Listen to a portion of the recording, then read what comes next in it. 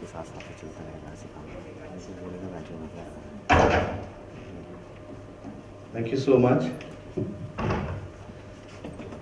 My bio says I'm a forest and wildlife law expert, so I don't know what I'm doing here in a water law conference, but in India lawyers know everything. So whenever you're given a brief, you're supposed to know that brief very well, and you're an expert suddenly after that brief. So today's brief was water laws in India, so I'm supposedly an expert on that as well. But thank you so much for this opportunity, Dean Klonoff especially, and NLU, Navneet especially. I really don't know where to start, but I'm just going to sort of lay the frame of whatever little I've understood on water laws.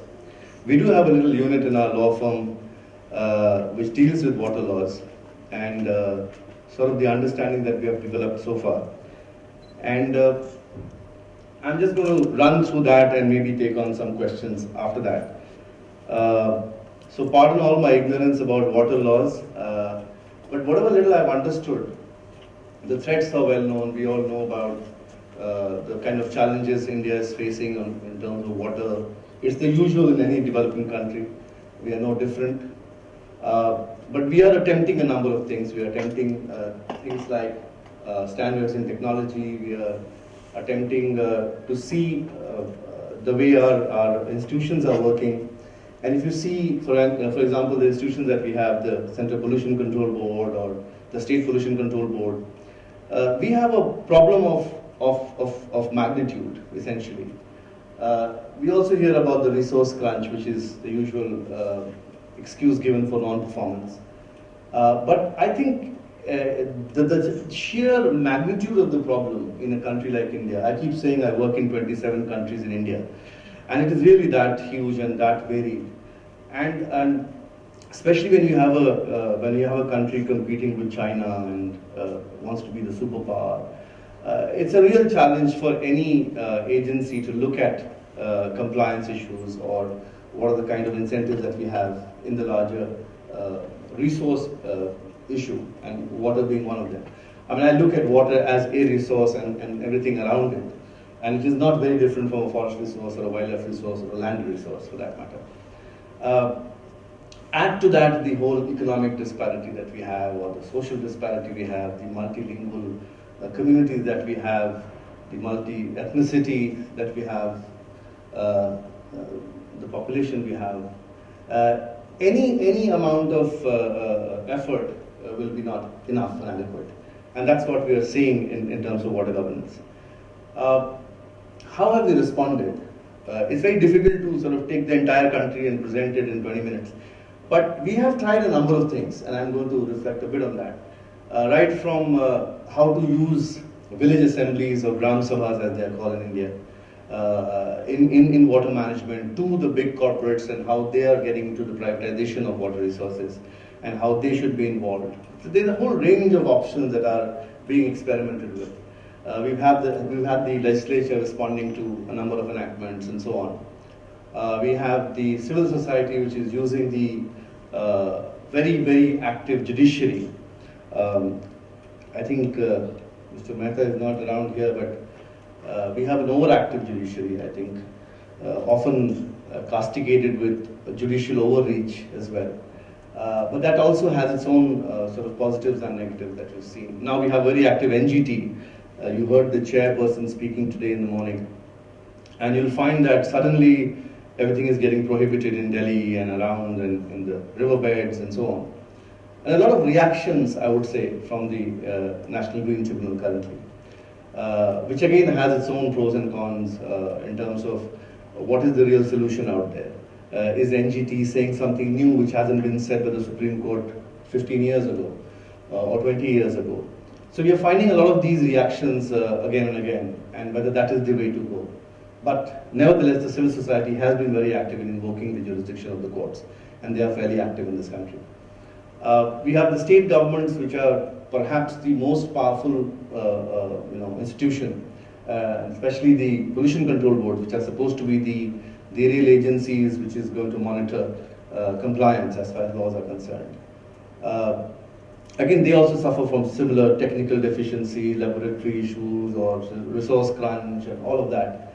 But the states are also doing other things. They're also trying participative initiatives, or they're also trying in various forms of water management, including irrigation, for example. There's also an attempt to revive traditional methods of water management, which I think is very, very relevant as far as India is concerned.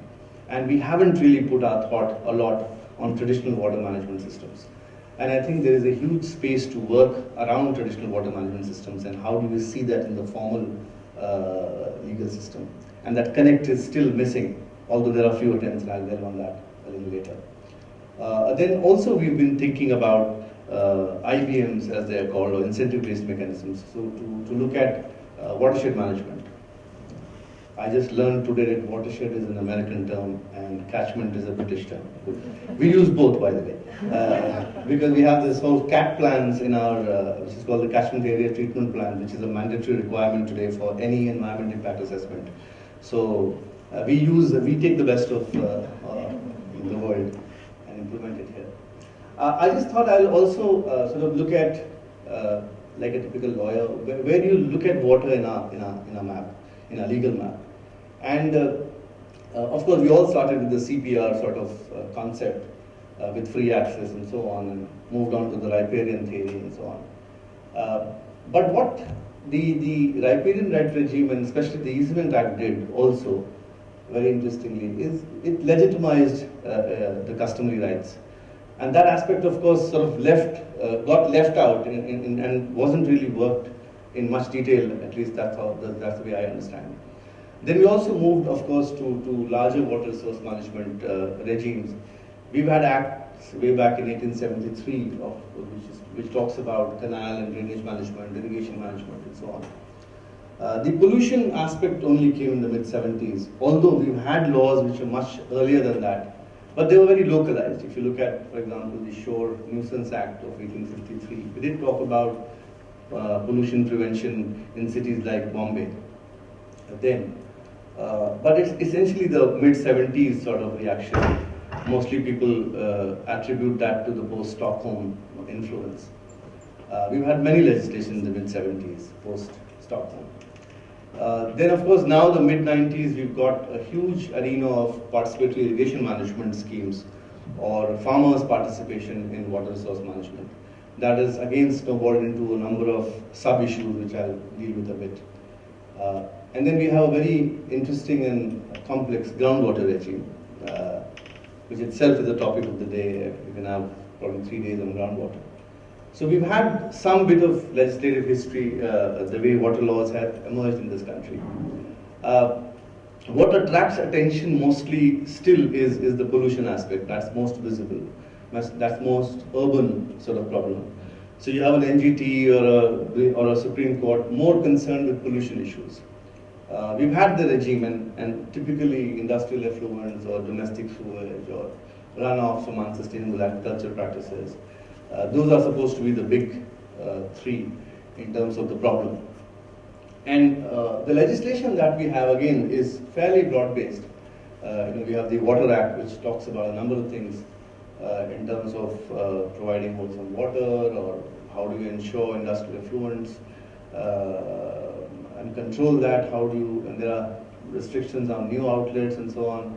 We have a number of rules under that, and a host of provisions, which is on the screen. And most importantly, we have these two institutions, which is the Central Pollution Control Board on one hand and the State Pollution Control Board. I've seen a lot of disconnect between the two, but that's a point which is, again, important in terms of water governance. What is important is that we've followed a very sort of command and control sort of regime. We haven't really innovated much. And if you look at the primary two documents that any industry or any facility seeks, it is what is called as CTE and CTO, the consent to establish and consent to operate. And unless you have these, you cannot operate a particular facility. And we have a number of cases on industries, on processes, on facilities, not even knowing that these kind of consent orders are required in the first place. Also, the way the law has changed. I'll just give you two examples which has an impact on the water regime. The EIA, which is where we talked about notification, the Environment Impact Assessment notification, which flows out of our Environment Protection Act, since 1994 has been amended about 19 times. Again, if you do a trend analysis, you'll know which force was active on which given year in terms of changing that. Similarly, you'll see the CRZ, which is the Coastal Regulation Zone, amended about 29 times since 1991. And there's still a notification which keeps changing every 9 months. That's the average I calculated. So we have a very dynamic sort of regime. So people are not really aware of how these laws are changing and how quickly they're changing. It's difficult even for lawyers who are in it to really track it, let alone the generalist lawyers or let alone the people at large. So that's again a huge issue. In terms of challenges of these institutions that flow out of the instruments I mentioned, you'll have the usual sort of answers and challenges, which is about staff capacity and the enormity of the problem. How do you do things with such small staff in such a huge area of work? Which again transcends into every resource management that I've seen. One forest guard managing 600 square kilometers, or 3 forest guards managing 300 square kilometers sort of range. So that those issues are of course there. Facilities in terms of laboratory facilities, etc., which is also a challenge. But what essentially the way we've seen the law emerging is more of a policing sort of an approach that we have. I don't know whether that's really working. And of course, we have the tool of criminal law, etc. But the real challenge, as far as I am concerned, is how do you make environmental compliance cheaper than non-compliance? And that's the real challenge, because unless we really make compliance cheaper than non-compliance, I don't think we're going to go far. I don't know how. Because currently it's very easy to pay some money and get the officer back here, off your back. And I think that's something that we have to really turn around. The NGT is attempting to do a few things, but we are still far from reaching anywhere close to a sound of achieved. So in turn, what has happened is we have a very licensing type control mechanism, and that's really not a very matured instrument, I would say. Now, the other thing that we've seen very closely is people jumping to courtrooms at the slightest instance. And although I'm a lawyer and it benefits me a lot, believe me, but that is not really going to solve the problem. And in my understanding, every statute on environment has a quasi-judicial executive forum first to adjudicate upon. Unfortunately, we've never used those forums. If you ask around law schools or anybody or lawyers walking around the Supreme Court, do you know where is the appellate authority of the Water Act? You'll never get an answer. Or where is the appellate authority of the Air Act? You'll never get an answer. Or the Environment Protection Act? You'll never get the answer. We've never used these forums, and they don't exist. We have never demanded these institutions to be in place. And therefore, what happens is we normally invoke the writ jurisdiction and we move to the High Court or the Supreme Court. So we have a very weak executive in some sense, as far as environmental compliance is concerned. And I think that's not helping the executive to strengthen, and it's not helping them to become accountable. And I think that's a serious issue that we haven't really worked on. In fact, when the Green Tribunal was being enacted, I was deposing before the Parliamentary Standing Committee, and this is one of the things I said that it's recorded but never really paid heed to, is where are those first set of appellate bodies under these instruments? Unless you invoke them, unless you strengthen them, unless you adjudicate on that forum, the courts are already very hugely burdened. And the results are very obvious. We're not getting those results. We have a 1.5 minute hearing in the Supreme Court by any able lawyer. It's not getting the desired results. And I don't even want to talk about the kind of pitfalls we've had by wrong judgments or by hurried judgments by judges, unfortunately. Then there's very little use of citizen suit provision, for example. Again, it's available to a number of people, but nobody really uses them. You look at Environment Protection Act, Water Act, Air Act, everywhere we have a citizen suit provision.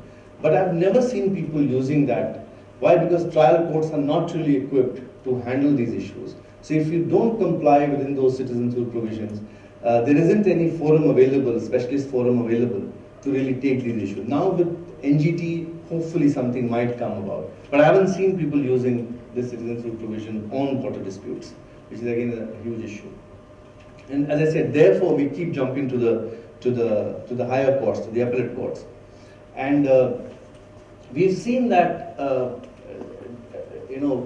the Supreme Court, especially, or the High Court, we've had number of positive judgments, and I'm sure Mr. Mehta will describe that in a lot of detail. We've had committees and commissions, all sorts of committees and commissions, fact-finding, inquisitionary, judicial, monitoring, statutory committees. Because the courts are not that equipped with these technical issues. Normally, they resort to these kind of institutions. I don't know how much that has helped in taking good decisions, because my Yamuna is still not clean, my Ganga is still not clean. The tanneries are still polluting. So how much of that has really helped, I'm not sure. In terms of principles, you had some excellent principles. Right to clean water is right to life, and right to live includes right to enjoyment of pollution-free. All the nice words that you can think of. Even we have gone ahead and challenged our religious beliefs and traditions in terms of immersion of idols and so on. And there are specific orders, how science should be used in lawmaking, how international laws become domestic law in terms of polluter pays principle and precautionary principle, and the laws of sustainable development and so on. We have a fundamental right to drinking water.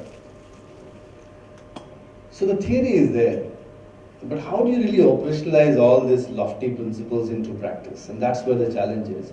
How do I actually take a polluter pays principle, which was adjudicated in the Vellore citizens case, and make it a reality for that guy who is actually polluting the back door of my colony? I don't know. There is no mechanism. So how do you really translate all this? I have a fundamental right to drinking water, but what if I don't get my drinking water?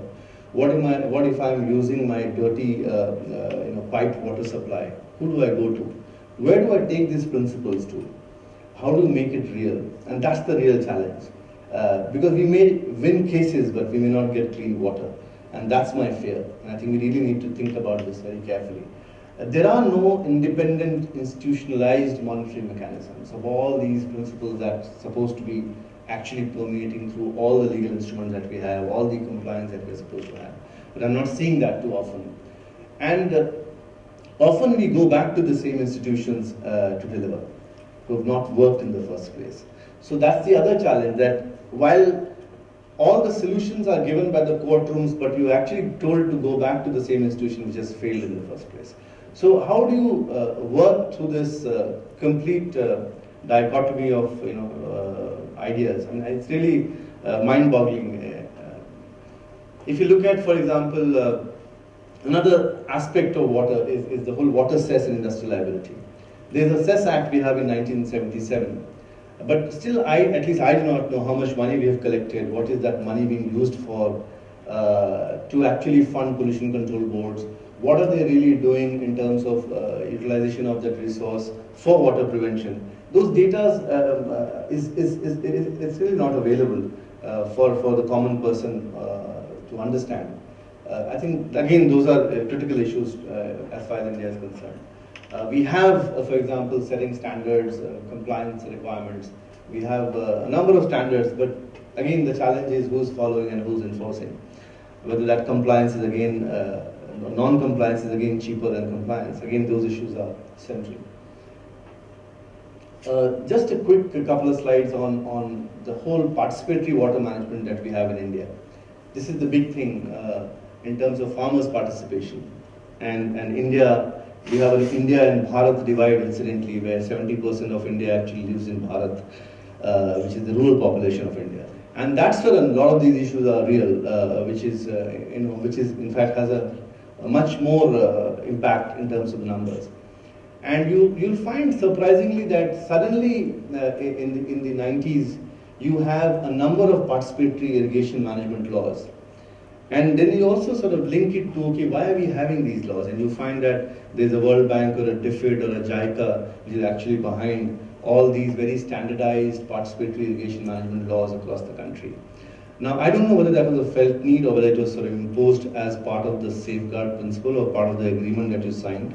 I do not know. But mostly you see a replication of institutions across the country. And I believe completely that in India, you can't have the same Environment Protection Act which will be useful in Ladakh as in Lakshadweep. And you're going to Ladakh, you'll know what I'm talking about. Because it's very diverse, but we have the same system suddenly getting replicated just because we've taken some money on some loan term. And I think that's dangerous. We have therefore very standard, you'll find very standard regulatory authorities, water plans, water councils, river basin agencies, and they all sound similar in every state suddenly. And with a bit of nomenclature difference. If DFID is supporting it, it will be Distributory Committee. If World Bank is supporting it, it will be Distributory Federation or something of that sort. So you'll find a lot of these terms getting out there and new acronyms getting created. But I don't know whether really water resource management is improving through these efforts. And I think I know it's a very cynical view to have, but this is what one sees when you go to the ground, unfortunately. And for example, Water User Association, it is a land-based institution. Now, how many people have land? Not many people have land. But unless you have land, you will never be part of this user association. So does that mean you're not really dependent on the water resource? Of course you are dependent on the water resource. But these are these pitfalls that I've seen, when I see at the lower level. And of course, we are decentralizing our entire institutional arrangement. And we are supposed to take decisions on critical resource like water at that level. But what is the input that we are giving to that community to take those decisions? Do we really ask them what they really require at that level?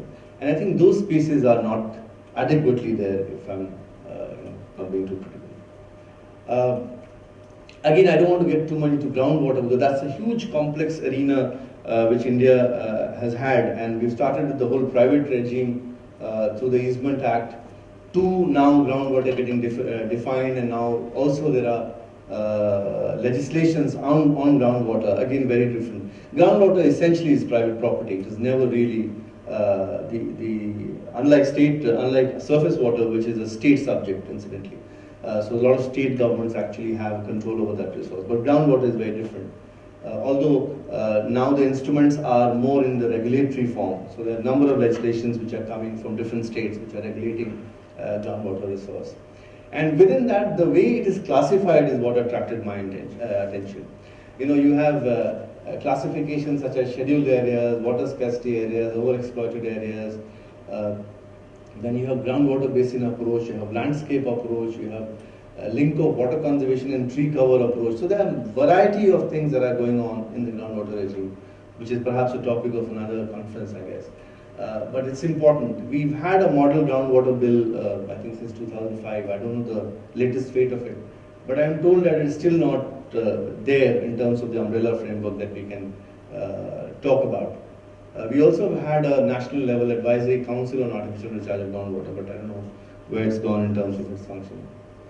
The other big thing that's happening is protecting watersheds. And again, we've had a number of programs in India since at least 1994 that I'm familiar with, in terms of looking at the local self-government institutions, the Panchayati Raj institutions as they are called here, which is supposed to have a central role in watershed management.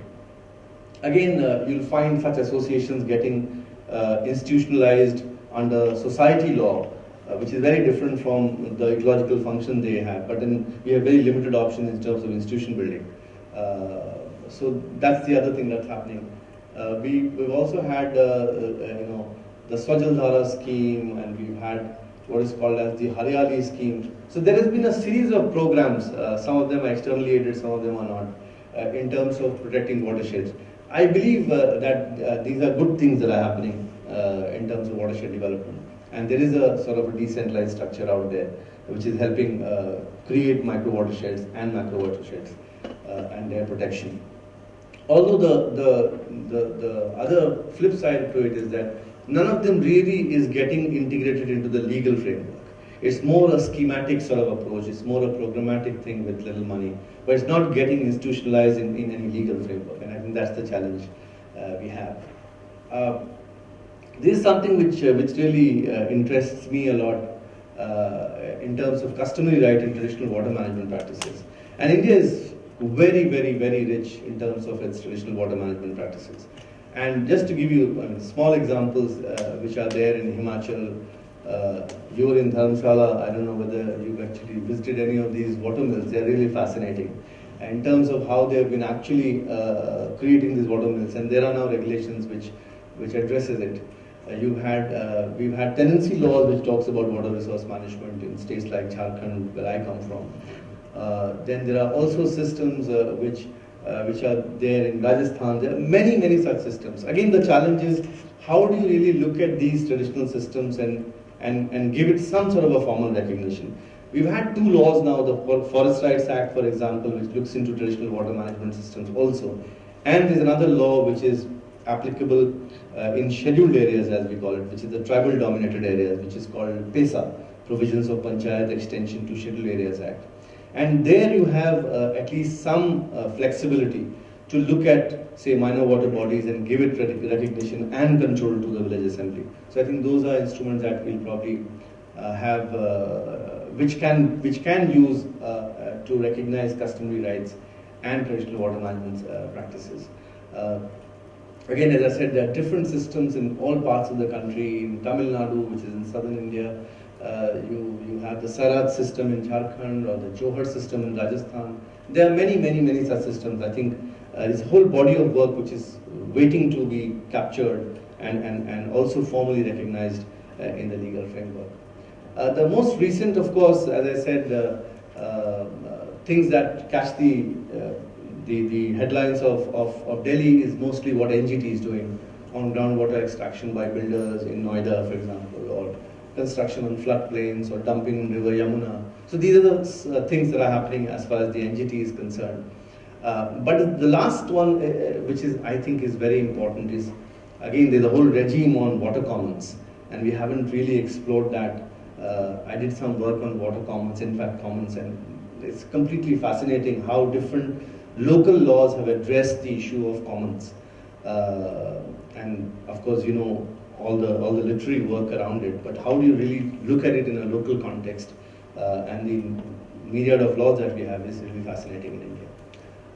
There are many, many new challenges in terms of the wetland regulation that we have, water pricing, allocation of water per household, wastewater treatment, water harvesting and building codes, sharing of water between states.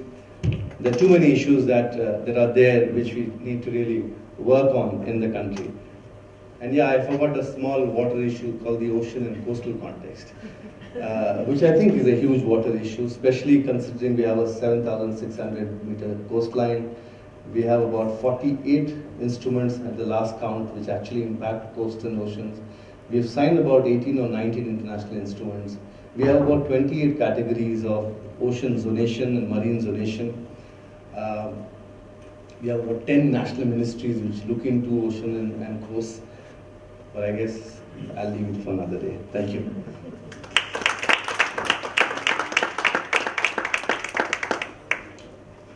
Any questions? Please don't ask too many questions. I have my son's birthday. I have to leave. Okay. Any quick questions? Sharmila. First, it's a really interesting presentation. I enjoyed it. And so, when you talked about the kind of top-down compliance enforcement really hasn't been effective, and I know that there's some new work being done that's looking at using pollution trading systems and other kinds of mechanisms where you're actually trying to regulate output as opposed to the mechanism. And I'm wondering if you could just say a word about that. I don't think it's still at a lot of conceptual stage, I think. I don't think we've worked on effluent trading system or emission trading system sort of approach, which we are familiar in the EU sort of frame. I think the only parallel I have seen is more of upper riparian versus lower riparian in terms of incentive-based management. I think that's happening in a few states that I'm familiar with, in terms of Himachal or Bhopal or Madhya Pradesh, where they're looking at wetlands and they're actually trying to pay communities upstream for protecting watersheds and so on. So in that sense, I've seen incentives work. But I don't think we've really graduated from the Water Cess Act and beyond, where a lot of these concepts that you just mentioned can be weaved into it. And I think that it's sort of, we have to revisit our frame which is available and weave into these systems that are still not available, I think. Erin? You mentioned that there was a lot of interesting local work happening with water commons, and you also mentioned that there's a trend toward decentralization of management into more and more local circles. And I wondered if you could tell us a little bit both about what is so interesting that's happening and how those interesting happenings manage the inevitable interjurisdictionality of the water resource. How to do water commons management locally without coordinating regionally. Do you want to repeat the question? How do you do water management locally without coordinating regionally? Is the short version. Yeah. When I said they're very interesting work on water commons, I'm very intrigued by the power equations at the local level. Who's taking decisions on local water bodies or minor water bodies? How do you define what is a minor water body? Where you've given control to the village assembly, but who defines whether it's 200 hectares or whether it's 500 hectares? And if you've protected that water regime or that water body, then who gives the fishing license? How do you actually debate with the fishery officer, where the control lies with you, but the licensing regime still is with that department? So that line functionary versus decentralized management at that local level, those are the kind of things I'm talking about in terms of commons management. And I think it's all about shift of power. It's very interesting when you look at decision making getting shifted to village assemblies, and I'm purposefully using the word village assembly and not village government, because that is supposed to be a politicized body which is called the panchayats in India. And I'm not talking about panchayats, I'm talking about assemblies or sabhas as they are called. And the decision making, at least in the tribal dominated areas, are now shifting to these village assemblies. And there's a huge tussle between line departments who are traditionally and conventionally controlling that resource, giving that license. Now suddenly they have to go to these village assembly for permissions. So the power structure and the power shift that is happening is what excites me. And I think we are in that huge transition. And if you're following any news about Indian insurgency in tribal dominated areas, the root cause is this shift of power. And I think that's where India is poised as far as a huge number of population is concerned. And these are the places which are the richest in terms of minerals and wealth, natural wealth, and the poorest in terms of the common people out there. And when I say poor, I don't mean, and that's another term that we can keep debating about who's poor, but they're really deprived in that sense. And I think that challenge at that level is really fascinating, and it has to be resolved, because that's what India is facing in terms of its huge crisis right now. Lucy. One quick